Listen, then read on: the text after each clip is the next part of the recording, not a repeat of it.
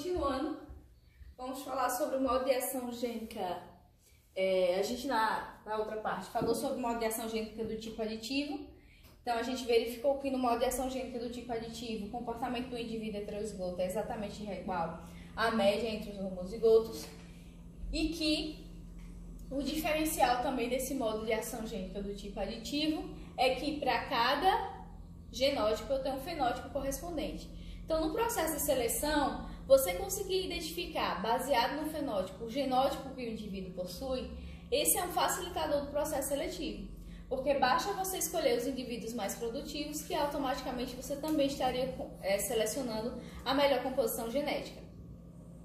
O detalhe que acontece é o seguinte: quando você tem características mais complexas, que são comandadas por um maior número de pares de genes, dificilmente o modo de ação gênica será apenas o do tipo aditivo, que é o mais simples. Normalmente você vai ter mais de um modo de ação gênica atuando sobre essa característica.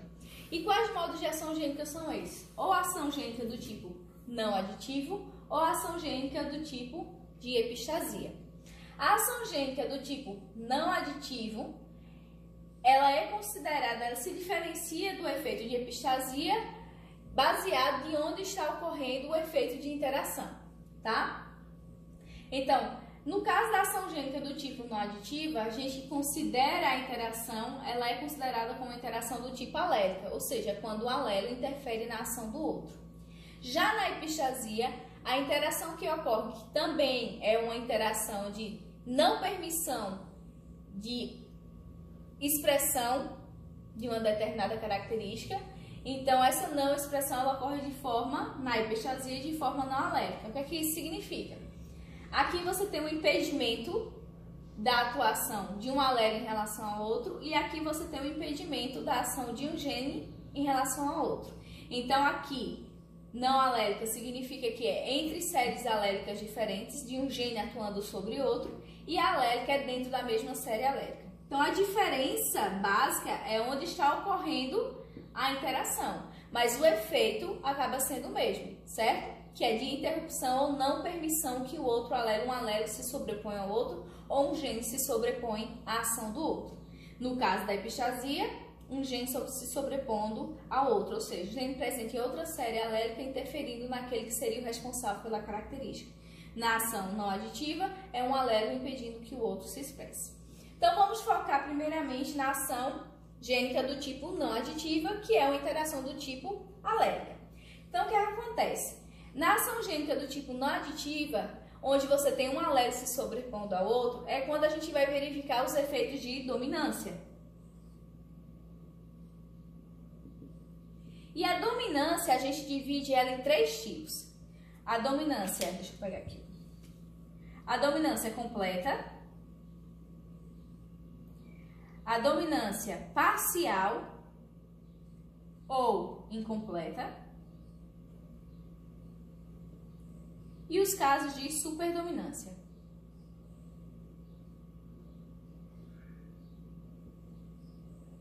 Qual a diferença de um para o outro?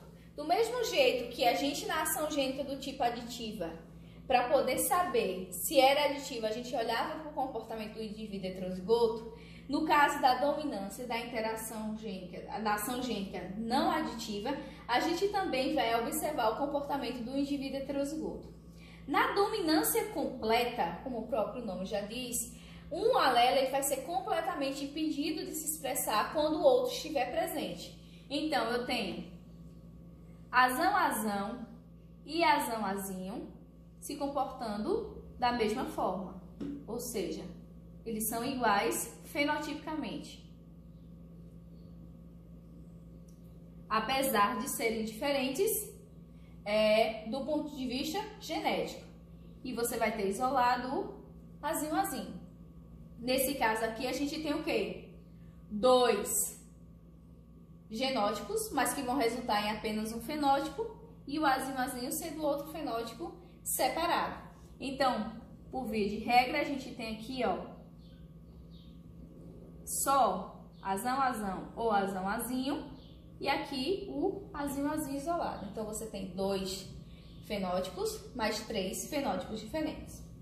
Na dominância parcial, Então, no caso aqui, o comportamento do indivíduo heterozigoto é igual ao do homozigoto. Na dominância parcial ou incompleta, você não tem um impedimento total do azinho se expressar. O que você tem é o seguinte: eu tenho azinho e eu tenho azão.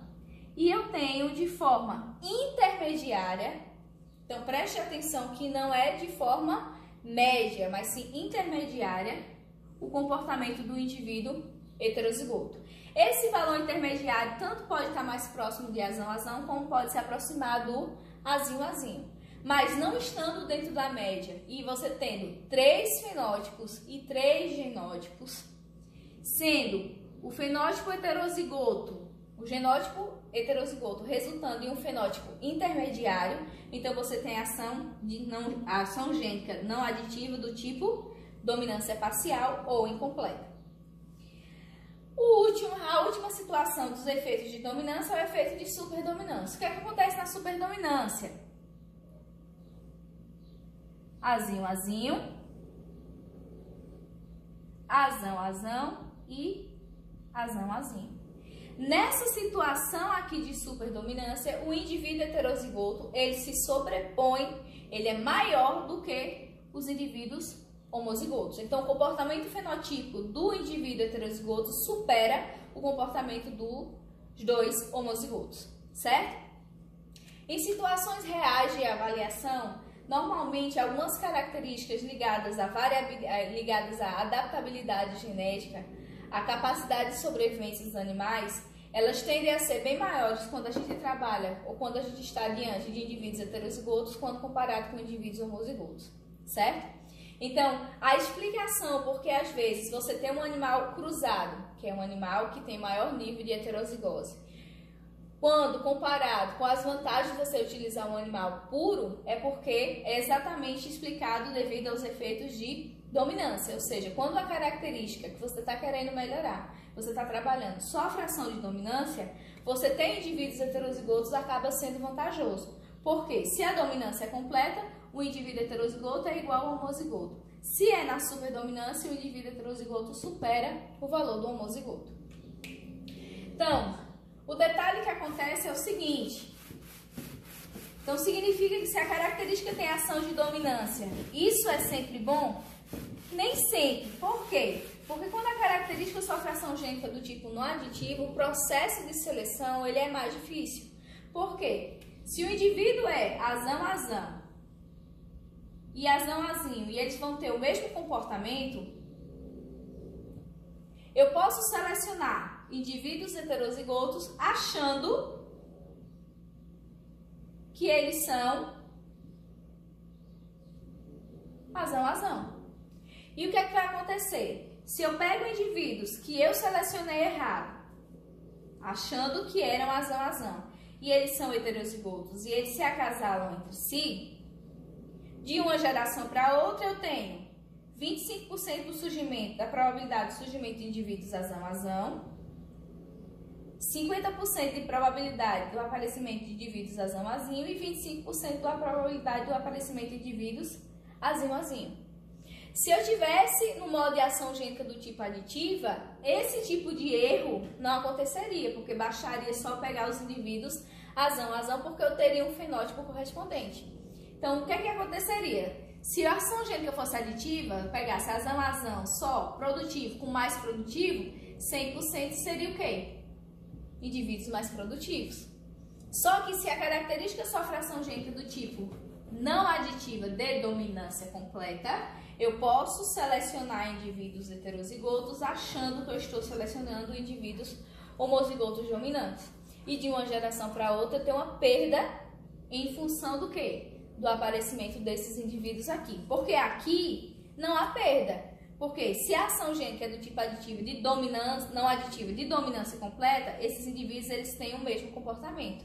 Só que esse indivíduo vai ter um comportamento diferente, tá? Então eu vou ter uma queda na minha produção ou para aquela característica específica com a qual eu esteja trabalhando, em função do aparecimento de indivíduos com composição genética não favorável, que eu selecionei de maneira errada por achar que o indivíduo por ter um fenótipo dominante, ele necessariamente também seria azão-azão. Mas o fato dele ter um fenótipo dominante não me garantia que ele era um indivíduo azão-azão. E eu acabei selecionando indivíduos heterozigotos.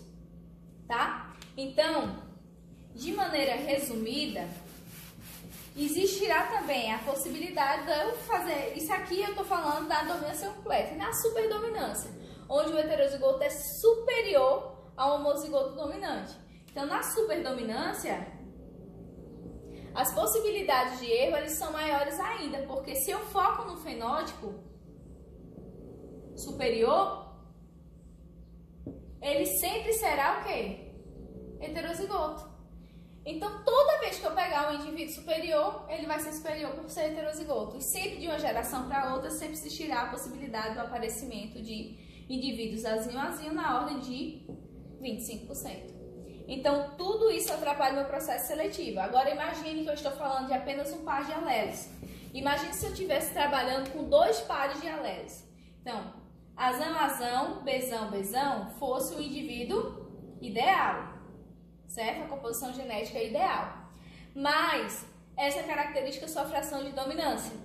Então, esse indivíduo aqui com esse comportamento ideal poderia facilmente ser confundido fenotipicamente com indivíduos que são assim. Com indivíduos que são assim.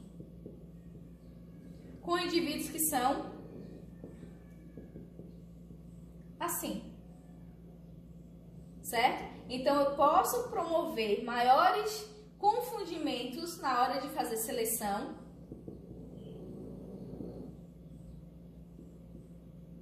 Por achar que esses indivíduos são iguais a esse indivíduo aqui, tá? Agora você imagina com vários e vários pares de genes envolvidos. Então, toda vez que a gente está trabalhando com características que sofrem ação gênica do tipo não aditiva, o processo de seleção ele é mais difícil. Por quê? Porque a identificação de indivíduos superiores não é fácil, porque eu não consigo corresponder um fenótipo ao genótipo específico, certo? Então, resumidamente, eu vou colocar para vocês como é que a gente consegue diferenciar cada modo de ação gênica. Então, como eu disse, olha para o comportamento do indivíduo heterozigoto. Na ação gênica do tipo aditiva, eu tenho azão-azão, azinho-azinho e azão-azinho. Sendo azão-azinho dentro da média. Na ação gênica do tipo não aditiva, de dominância completa, eu tenho azão-azão e azão-azinho tendo o mesmo comportamento e o azinho aqui de forma isolada. Sendo aqui iguais. Na dominância parcial, tenho aqui um indivíduo azão-azão, azão-azinho e azinho-azinho. Sendo esse indivíduo aqui um comportamento intermediário.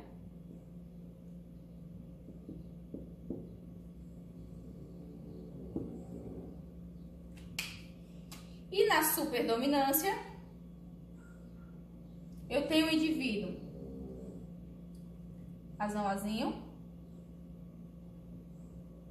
azão-azão e azinho-azinho. Tendo o indivíduo heterozigoto um valor superior, quando comparado com os dois homozigotos, certo? E aqui eu tenho o resumo do comportamento do indivíduo heterozigoto de acordo com o modo de ação gênica, ok?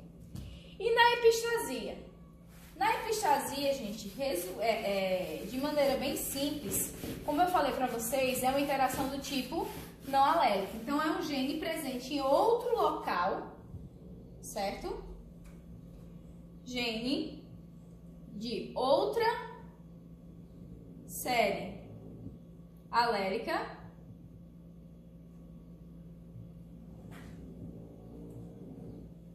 atuando sobre genes diretamente responsáveis por uma característica. Certo? Então, na ação de epistasia,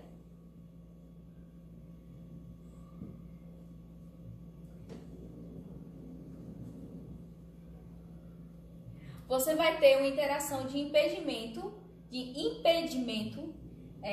de expressão fenotípica de um gene específico que seria o principal responsável por aquilo. Então, por exemplo, onde é que a gente observa efeito de epistasia? Na maioria das características ligadas à cor de pelagem, a gente sempre costuma ver efeitos de epistasia.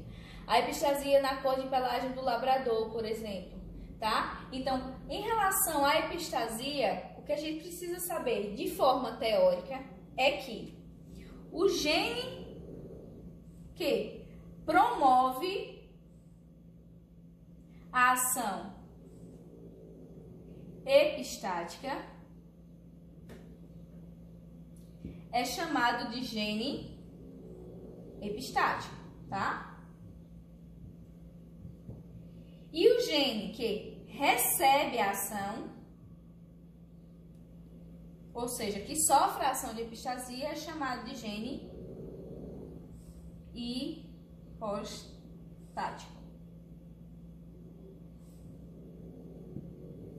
Certo?